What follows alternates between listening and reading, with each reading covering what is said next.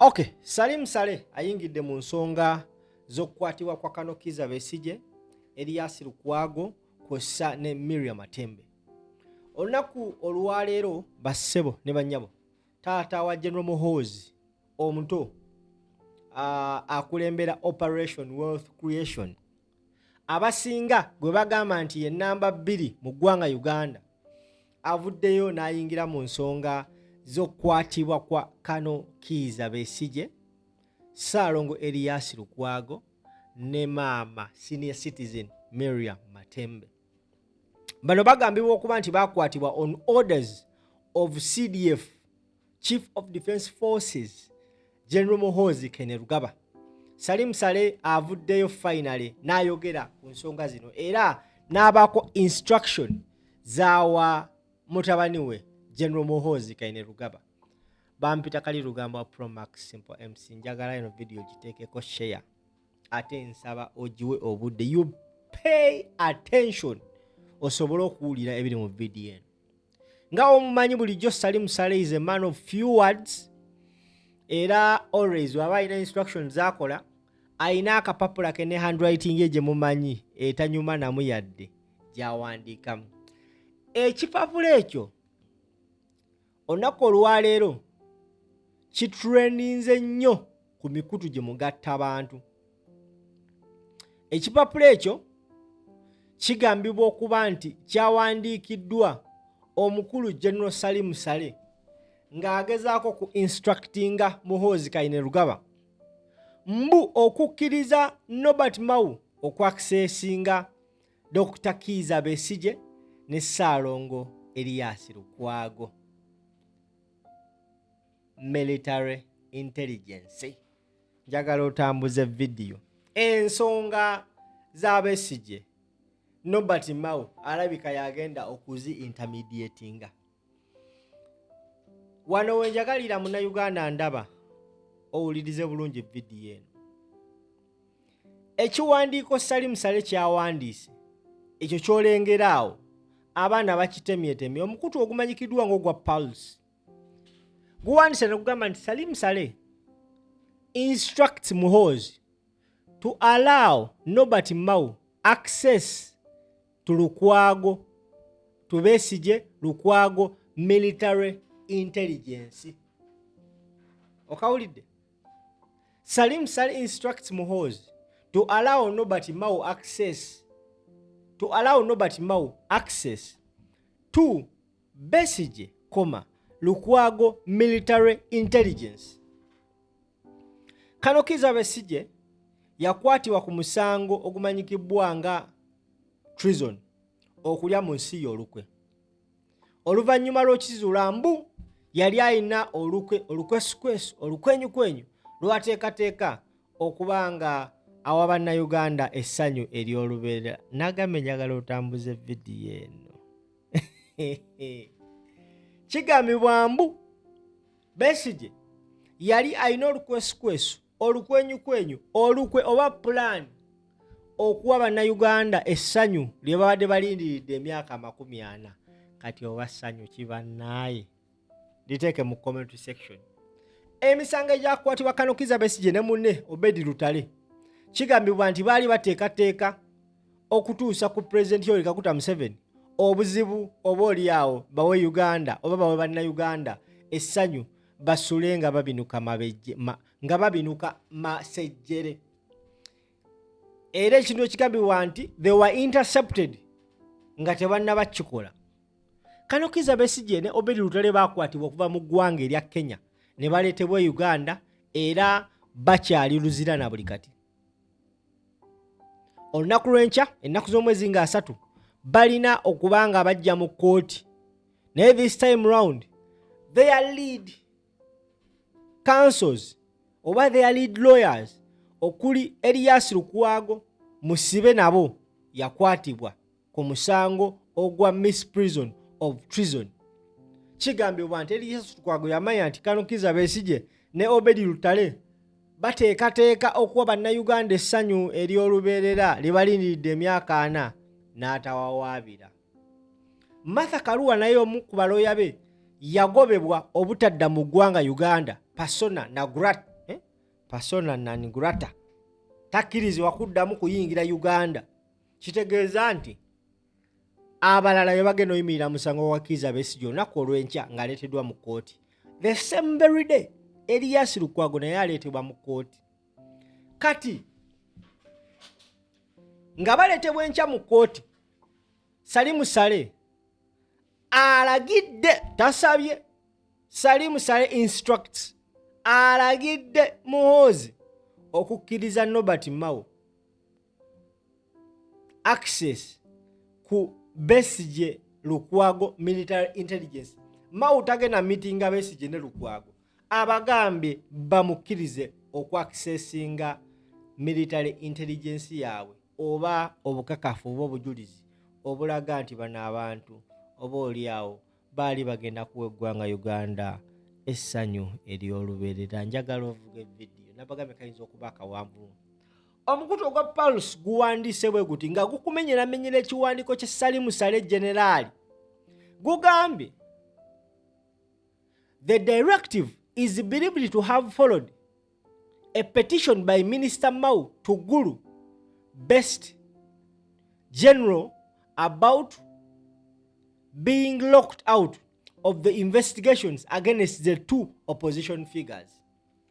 General Caleb Akandanwaho, better known as Salim Saleh, the national coordinator of the Operation Wealth Creation, has instructed Chief of Defense Forces General Muhoozi to brief Justice and Constitutional Affairs Minister Nobert Mao on the security operations surrounding opposition figure Dr.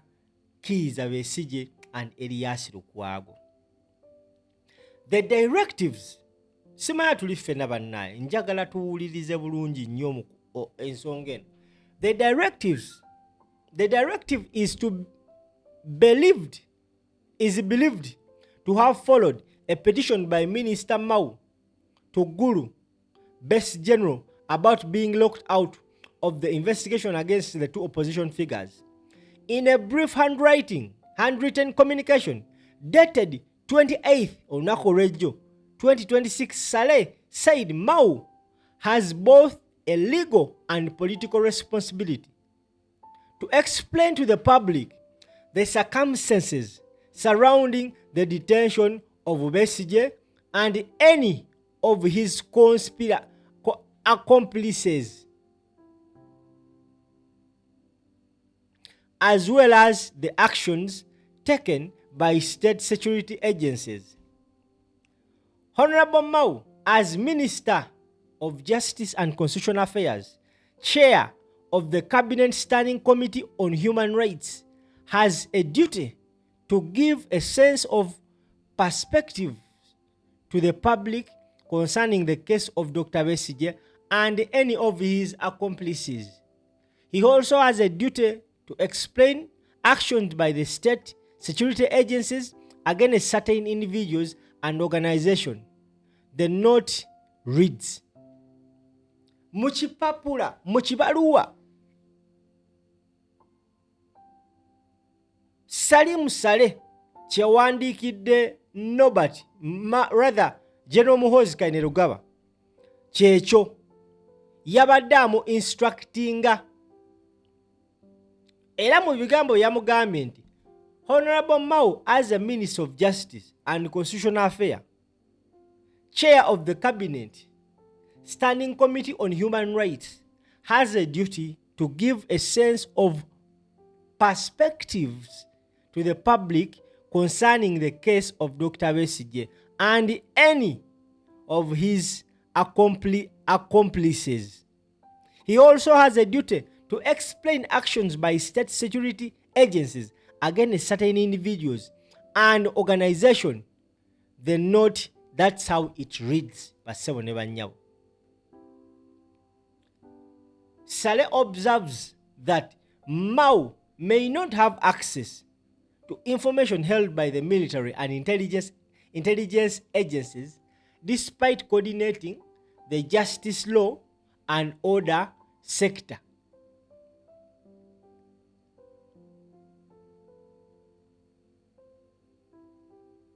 simanyi watuli ffenna ku nsonga eno. Okusinziira ku byensomyemukko, kino kiragira ddala nti oba oliawo abantu bano ekintu kyandibanga kiraga kitandisa obbava mu ngalo. Because mu kiwandiiko kino Salim Saleh agamba Nobert Mao alina okubanga atunula mu intelligence, omubanga mwakwata Besigye ne bonawe mwakwata nga mwabakwata mu mateeka, minisita w'amateeka Nobert Mao alina okubanga ensonga zino azingiramu, because yatuula ku committee eya human rights. The fact that Kano Kizza Besigye ne Obedi Lutale baataddeyo omusango, baateekayo omusango okugambibwa nti baatulugunyizibwa, eddembe lyabwe lyatyoboolwa. So kati I strongly believe these people are trying to get a cover for each and everything. N'agenda amaaso n'agamba he is the coordinator of the JLOS. Since he may not be privy to some of military and intelligence agencies, he needs a briefing so that he can in turn respond to any concern from public. Now they are going to use Nobert Mao okugezaako okukavalinga ebyo byonna byatuusewo, the irregularities zonna ezatuusewo ensonga. Salim Saleh agambye since he may not be privy to some of military intel agencies, he needs a briefing so that he can in turn respond to any concern from the public. Ensonga ya Kano Kizza Besigye ne Lukwago ebavudde mu ngalo, egenze esaturatinze, egenze wide. Nobert Mao office ye is put on stake, eteereddwa ku nninga. The note is signed off with the phrase "Aluta continua," a slogan frequently used by Saleh rather than a conventional signature. The directive comes amid growing public debate over the arrest and continued detention of Besigye and former Kampala Road Mayor Lukwago. Yeno ebbaluwa gye yawandiika. Yeah. N'abasajja bano batujoza omusajja yayimawe n'asooka akulukunya ekibaluwa. I am just asking myself, simanyi muyinza okuba nga mumbuuliramuko ebbaluwa eno Salim Saleh aba agiwandiika ng'ani Guardian Chief in Command number 2 taata w'omukulu oba I don't know. I'm asking myself. Naye munnaye anyway ye ebbaluwa eyafulumye. Besigye was arrested earlier this month alongside several political associates and was later charged before the General Court Martial with offenses linked to national security. The charges have attracted criticism from opposition leaders, lawyers, and civil society groups who urge that trying civilians before military courts violates constitutional principles and previous Supreme Court guidances. Lukwago was also arrested by military personnel, often openly criticizing General Muhoozi. He was initially held in military custody, where he was charged with misprision of treason, an offense that alleges a person knew of plan to commit treason but failed to report them to authorities. His lawyers have dismissed the charges as politically motivated. They have also questioned the legality of his arrest and the detention by military personnel before he was handed over to civil authorities. The arrest of both men have intensified criticism of the government handling of political opponents, with opposition politicians and human rights organizations accusing security agencies of using prolonged detention and military involvement to silence dissent. Government officials have maintained that the operation are lawful and intend to protect national security. Yoyo General Salim Saleh akandanwaho. generali awandikidde omwana ebbaluwa n'amugamba making sure Nobert Mao afuna access ku Intel n'ebikwata ku Kanokiza Besigye okukwatibwakwe ne Elias Lukwago. Oba oli awo kirabika waliwo omuliro oguli mu kwaka eyo gwe tutamanyi. Ensonga eno nga Nobert Mao alina okujjamu awo agizannye obuzannyo. Era nina okukkiriza Nobert Mao mu ngeri emu oba endala ayinza okwekanga ng'amiitize n'abakulu baneeno n'abaako by'abagamba njagala baneemujjukira bulungi nnyo. Manyi bannayuganda mwerabira nnyo. Emabegakaawo baakwata bannaffe Alan Sewanyana ne Segirinya Muhammad. Segirinya Muhammad ne Alan Sewanyana baabateekako omusango gw'okutta abantu nga bakozesa ebijambiya ebyali e Masaka. Era ne bafuna n'ababawolereza. They had spent almost 2 years mu kkomera. The same exact time Kanokiza Besigye ne Obedi Lutale gye baakamala mu kkomera. Twali tuli awo ne babata. Omukutu ogwa Daily Monitor ne gukuba eggulire nti Mathias Mpuuga ateesezza ne gavumenti bate Alan Sewanyana ne Segirinya Muhammad. Twatabuka ateesa ngaani ku kiki balina omuwa ffe tuweeyo ki. Mpuuga n'agamba osuwinga Monitor olw'eggulire eryo we bateetonda. Basajja batu babonyebonye ne bamala ne beetonda. Tukijjukira luvannyuma nga Segirinya afudde mu kuziika kwe. Emmandwa bwanika n'erinnya Mpuuga n'agamba nti ye yateesa bate abantu baneeno bassebo ne bannyamu. Kyazuuka. Naye olunaku lwe bata abantu abo twalabako Mpuuga ng'ayambadde nga munnamateeka ne Nobert Mao mu kkooti eyo.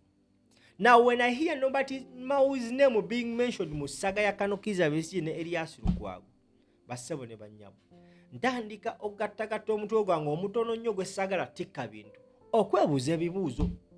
Wowulira ebigambo Nobert Mao byazze ng'ayogera, there is a transition taking place. Era these people are on our side. N'ayogera ebibiina n'agamba ekibiina ekyali ku sayidi yaffe kiri kimu. Ntandika okwebuuza naye bannaye tulagawa. Political prisoners aba national platform munansonyi okwogera bwe naye this is my own thinking. Bakwatiddwa ebbanga lyonna. Salim Saleh never comes out to write such a statement. Owaye booli awinza okugamba nti Elias Lukwago munene nnyo ne Kiza Besigye munene nnyo. But Machete has spent almost 8 years mu kkomera. There are so many people abali mu kkomera. Tebakyadda mu kkooti bo kwegamba twabavaako tebabasalirangako musango bali mu kkomera illegally. The question is, gwe tolowooza nti Nobert Mao oba oli awo ayitiddwa okukutula ddiiru n'abakulu bano? Kano njagala okasalemu. Tomanya